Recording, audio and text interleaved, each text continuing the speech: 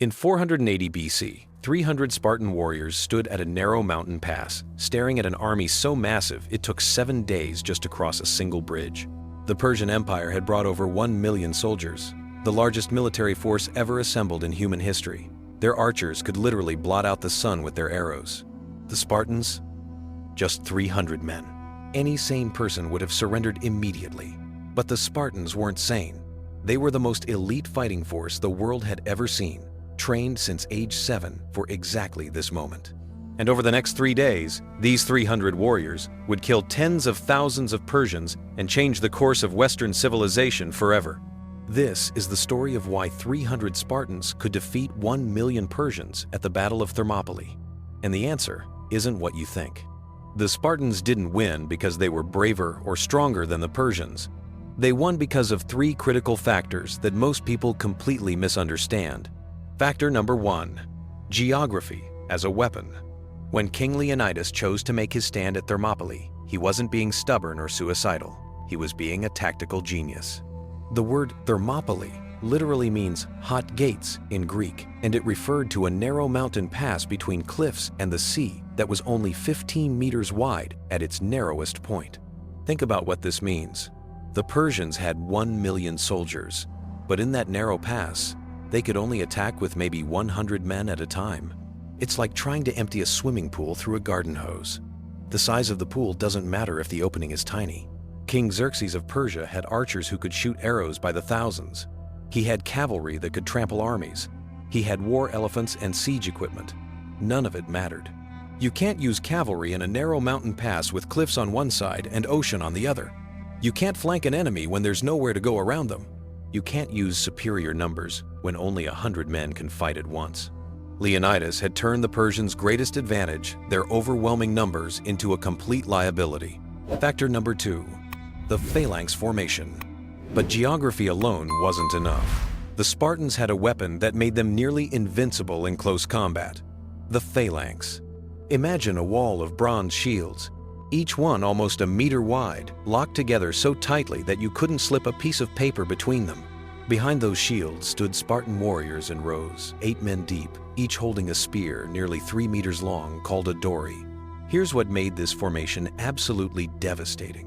When the Persians charged, they ran into a wall of bronze with 8 rows of spear tips pointing at them. The front row, Spartans had their spears aimed at chest level. The second row aimed slightly higher. The third row higher still. The result? Any Persian soldier who got within 3 meters of the Spartan line was immediately impaled by multiple spears from multiple angles. And here's the genius part. If a Spartan in the front row fell, the man behind him immediately stepped forward to take his place. The phalanx was designed to be self-healing. You couldn't break it by killing individual soldiers because the formation itself was the weapon. The Persians, by contrast, fought as individuals.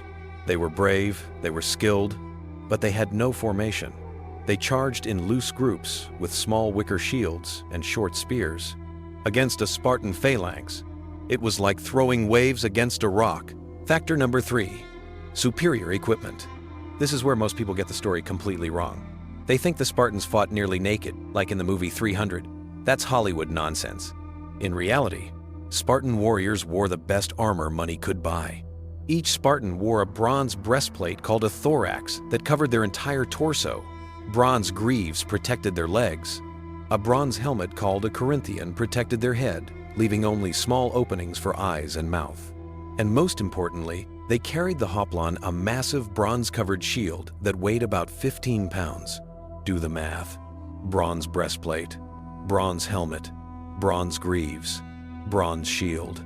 A Spartan warrior was carrying 50 to 60 pounds of bronze armor into battle. And bronze isn't just heavy, it's incredibly strong. Persian arrows bounced off it. Persian swords couldn't pierce it. Even direct spear thrusts couldn't penetrate good Spartan bronze. The Persians? Most of them wore cloth or leather armor at best. Their shields were made of wicker and leather, basically fancy baskets. Their weapons were designed for speed and mobility, which meant they were lighter but far less effective in close combat.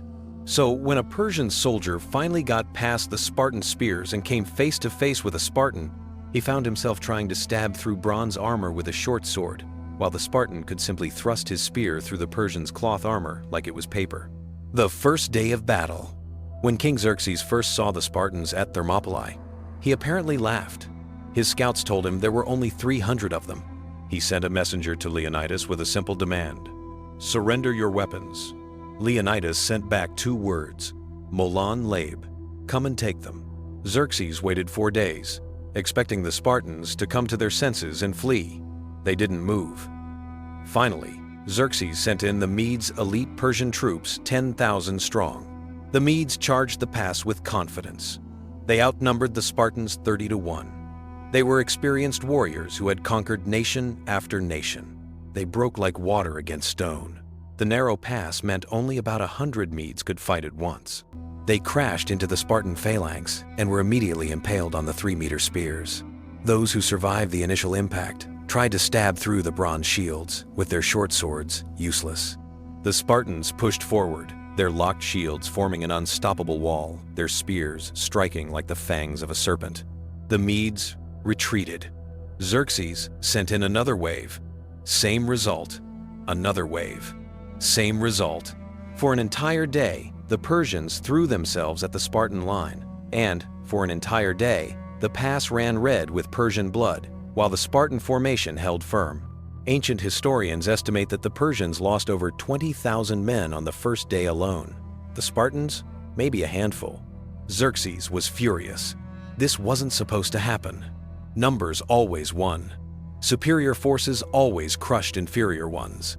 But at Thermopylae, the rules of warfare had been rewritten. The Spartans had found a way to make numbers irrelevant, and the Persian king had no answer. The Immortals enter the battle. On the second day, King Xerxes made a decision.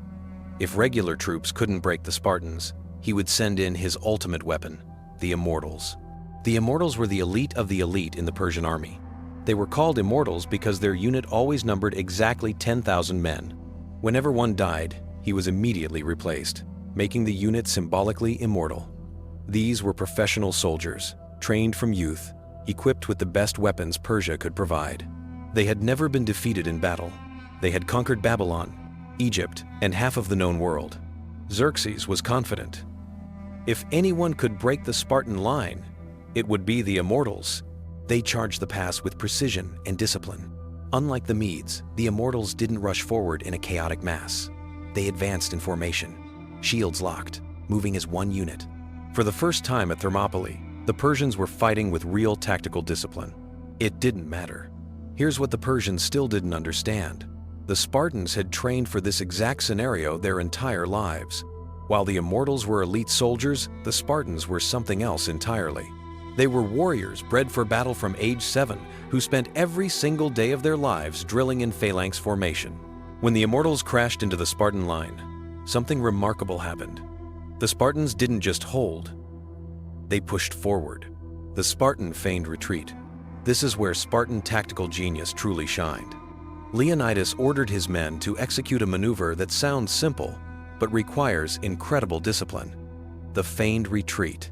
Here's how it worked. The Spartans would engage the Persians briefly, then suddenly turn and run as if they were fleeing in panic.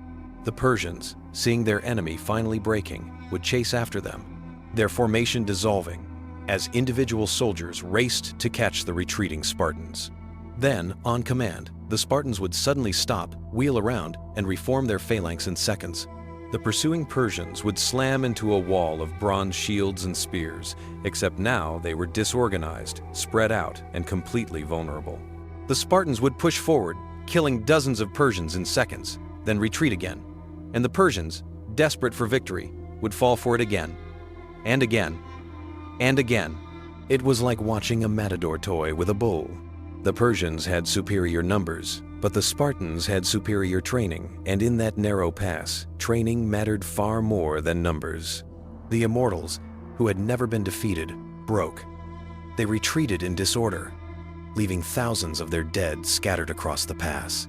The Immortal soldiers had proven very mortal indeed against Spartan bronze and discipline. The psychological warfare. But the Spartans weren't just winning the physical battle, they were winning the psychological one too. Every night, the Persians camped within sight of the pass. Every night, they could hear the Spartans, not crying or praying or preparing for death, singing, exercising, sharpening their weapons. The Spartans treated the approaching battle like it was just another training day. Before the battle even started, Persian scouts reported seeing the Spartans combing their long hair and exercising naked. Xerxes thought they were crazy. He didn't understand that this was exactly what Spartans did before battle. It was ritual. It was tradition. It showed that they considered the coming fight not as a desperate last stand, but as just another day of doing what they were born to do. This had a devastating effect on Persian morale. Imagine being a Persian soldier, knowing you're about to charge into that pass where 20,000 of your comrades had already died, knowing that the enemy isn't afraid, isn't running, is actually singing while they wait to kill you. How eager would you be to make that charge? Why the Spartans were different. Here's what people don't understand about Spartan warriors. They literally weren't afraid of death, not because they were superhuman, but because their entire society had programmed them from childhood to see death in battle as the highest possible honor. From age 7, Spartan boys were taken from their mothers and put into the agoge, the brutal training system that turned children into warriors. For the next 13 years, they experienced constant hardship, inadequate food, harsh physical training, beatings, sleeping outside in winter. They were taught that pain was temporary, but honor was eternal.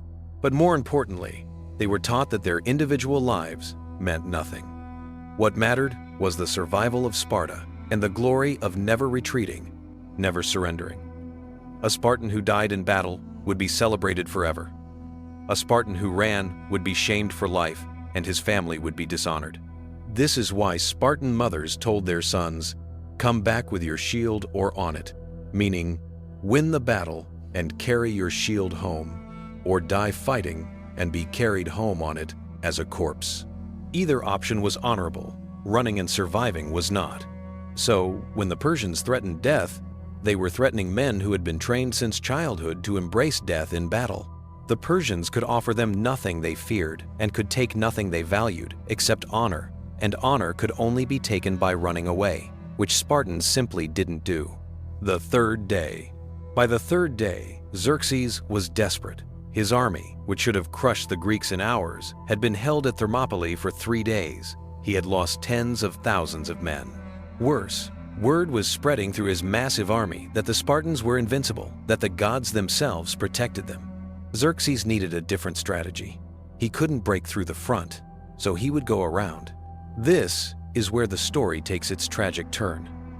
There was a mountain path that led around the pass, a secret route that could bring an army behind the Spartan position.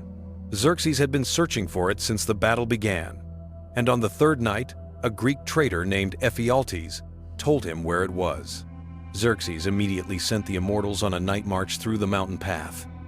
By dawn, they would be behind the Spartans, and the Greeks would be surrounded. The battle would be over.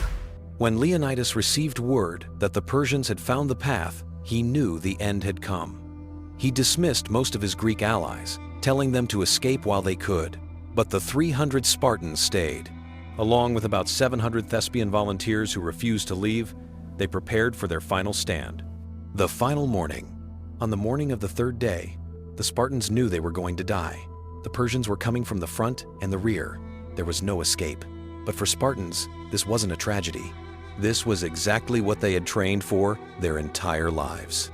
Leonidas gave one final order to his men. Breakfast well. For tonight, we dine in Hades. Think about what that means.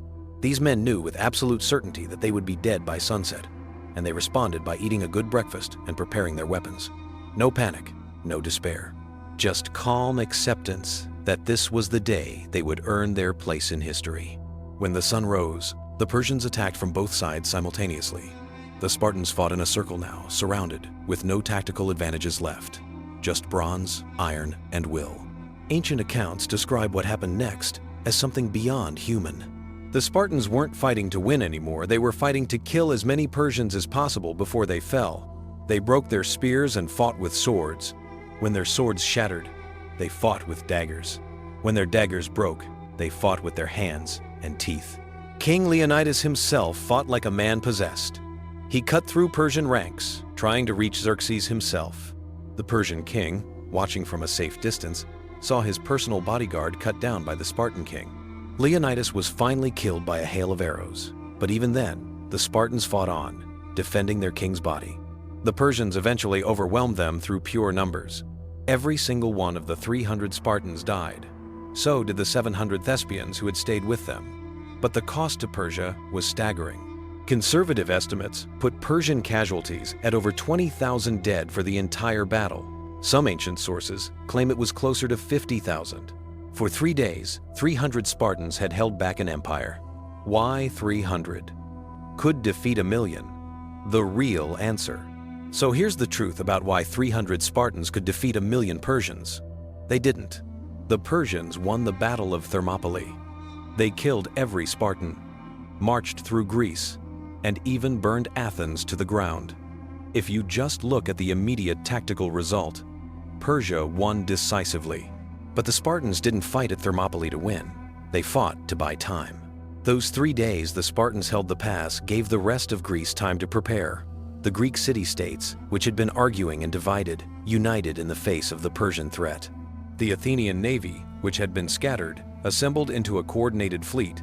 1 month after Thermopylae, that Greek fleet destroyed the Persian navy at the Battle of Salamis. Without naval support, the Persian army in Greece was cut off from supplies and reinforcements.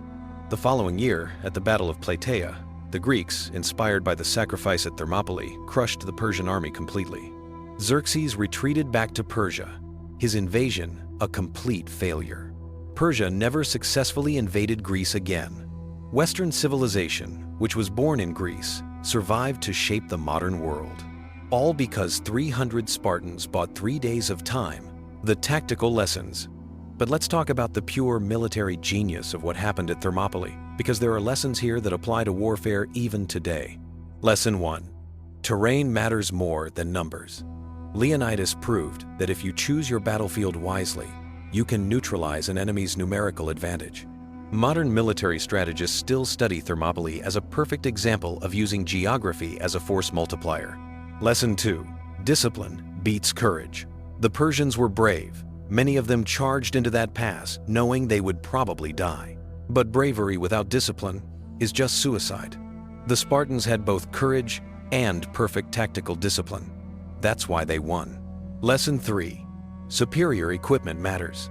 The technology gap between Spartan bronze armor and Persian cloth and leather was like the gap between medieval knights and peasants. Sometimes better gear is the difference between victory and death. Lesson 4. Morale is a weapon. The psychological impact of those 3 days rippled across the entire Greek world. Every Greek who heard about Thermopylae became braver. Every Persian who heard about it became more afraid. Morale is as important as weapons. The monument. After the battle, the Greeks erected a monument at Thermopylae. It featured a stone lion, the symbol of King Leonidas, and an inscription written by the poet Simonides. Go tell the Spartans, stranger passing by, that here, obedient to their laws, we lie. That inscription captures everything you need to know about why 300 Spartans could face 1,000,000 Persians without fear. They weren't fighting for personal glory. They weren't fighting to survive.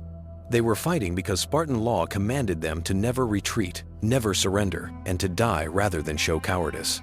They were obedient to their laws, even unto death. The legacy. Today, 2,500 years later, people still know the story of the 300 Spartans at Thermopylae. It's been retold in countless books, movies, and songs. The battle has become a symbol for standing against impossible odds, for refusing to surrender, even when surrender seems rational. Military academies around the world study the Battle of Thermopylae, the tactics Leonidas used using terrain to neutralize numerical superiority, holding a choke point with heavy infantry, the feigned retreat. These are still taught to officers today. But more than the tactical lessons, Thermopylae teaches us something about human nature. It shows us that sometimes 300 disciplined, trained, and dedicated warriors can achieve more than 1,000,000 men who lack those qualities. That training and equipment and tactics can overcome raw numbers. That sometimes the greatest victory isn't surviving, it's standing your ground and making your enemy pay so dearly for his victory that it becomes meaningless. So why could 300 Spartans defeat 1,000,000 Persians? Because they chose a battlefield where numbers didn't matter. Because they had superior equipment, superior training, and superior tactics. Because they fought in a formation designed specifically for the terrain they held. Because they weren't afraid to die, which meant the Persians had no leverage over them. And because sometimes, in warfare and in life, it's not about how many people are on your side, it's about how well those people fight. The Spartans at Thermopylae proved that 300 warriors who refuse to break are worth more than 1,000,000 soldiers who can be routed. They proved that with the right terrain, the right tactics, and the right mindset, a tiny force can hold back an empire. They didn't just make a last stand. They made the last stand. The one that every soldier, in every war since, has looked back on as the ultimate example of courage, discipline, and tactical genius. That's why we still tell their story 2,500 years later. That's why we still say their names. That's why 300 Spartans are more famous than the 1,000,000 Persians they faced. Because numbers don't win wars. Warriors do.